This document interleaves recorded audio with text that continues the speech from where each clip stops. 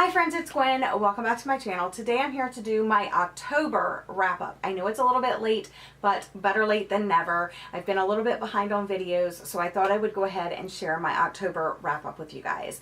So I managed to read 4 books in the month of October, and I'm really happy that I read all of these. 2 were kind of forgettable and 2 were really good. So the first book that I read was Then She Was Gone by Lisa Jewell, and I've read this author before and I really liked that book. This one, on the other hand, I ended up giving 3 out of 5 stars to. This is the story about a woman that her child goes missing. She has like 2 daughters and I think a son, and the daughter ends up going missing. So now we're like 10 to 15 years later. Yeah. Oh, she was 15 at the time that she went missing, the youngest of 3. She was beloved by her parents, teachers, and friends. She was kind of like the perfect child, and it's been 10 years since her daughter disappeared, 7 years since her marriage ended, and basically she goes in a cafe one day. This guy ends up sparking up this conversation with her. She starts like kind of dating this guy, and he notices that her daughter Poppy reminds her a lot of her daughter that went missing. And so the story just kind of unfolds from there. You're trying to figure out like what happened to her daughter, because you're getting bits and pieces of that. You're figuring out like, why did her marriage end? Why is her relationship with her other children so off? And you're wondering like, is this guy hiding something? What's going on? And what's up with his strange daughter? His daughter is very different. Just the things that she likes and the way he parents her and stuff like that. So I rated this 3 stars. It wasn't as good as I thought it was going to be, but it did keep me turning those pages. Next up, I read Ghosted by Rosie Walsh, and this was a disappointing 3 stars as well. I won't say it was horrible, but it wasn't really that great either. This one, I would definitely prefer this one over this one. Ghosted was the story about a girl and a guy that meet. They spend 7 days together. They fall madly in love with each other, but he has this trip planned. So he goes away on this trip to, I think it was Spain, and he kind of disappears. She doesn't hear from him and anything like that. So she's wondering like, did something happen to him? Why isn't he contacting me? And then she realizes that maybe the reason is because he never told me the truth and I never told him the truth. So you're trying to figure out what the truth is of each of these characters. They each have their own secrets, and you're piecing the secrets together to find out what ultimately happened. So I don't want to give too much away because that would kind of spoil it.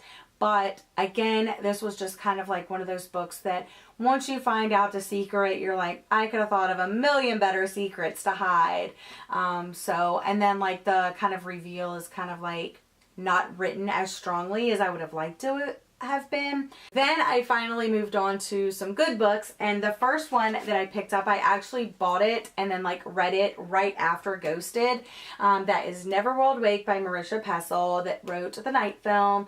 This is her YA book. I really enjoyed this one. I liked the characters. I did a whole reading vlog of me reading this, so a lot of my like initial thoughts and feelings about this book and while reading this book are in that reading vlog.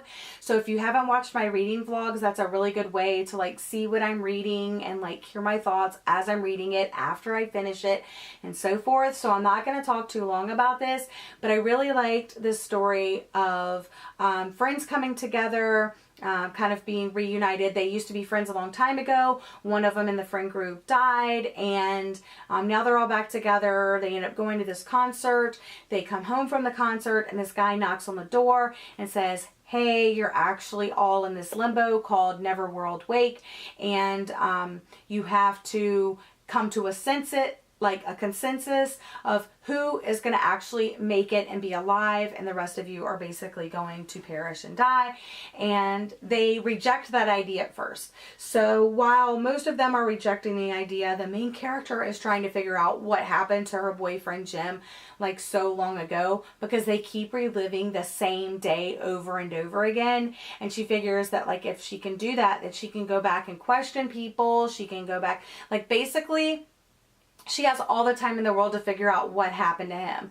So it's a very interesting story about friendship, how you're going to choose one of you to live, and The Mystery of the Past. But again, great setting, interesting story, and I liked the characters. So I gave this 4 out of 5 stars. Then next up and last read of the month was I Let You Go by Clara McIntosh. This is my first Clara McIntosh book that I read.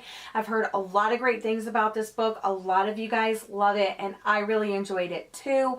It took me a while to get into, surprisingly. This felt really long, but it's only 300 and let's say 50 pages. Not that long, but it felt really long. And I did listen to this on audio as well as pretty much all of the rest of these. So this was really close to 5 stars. I did make a little note on Goodreads. I said, great story, really close to 5 stars. What went right? So what I loved about this book are the characters, the setting, and the good twists. So what went wrong is the length and some unfinished business. So even though that it was only like 360 pages, I felt like 360, 370, let me see how many, including the epilogue, 369 pages. I felt like this book could have been around 300 pages and it would have been stronger. Some unfinished business. So while the main plot of this story is solved, there's a few other things that were not. I love the cover. I love how this ties into like the story. This is a story of on a rainy afternoon, a mother's life is shattered as her son slips from her grip and runs into the street. So she goes and picks, at the very beginning, it's like the first couple pages, she goes and picks up her son from school. They're walking home and talking about the day and what they're going to do when they get home. And they're on their street, across, like their house is literally like right across the street. She lets go so he can run across the street and a car hits him and he dies.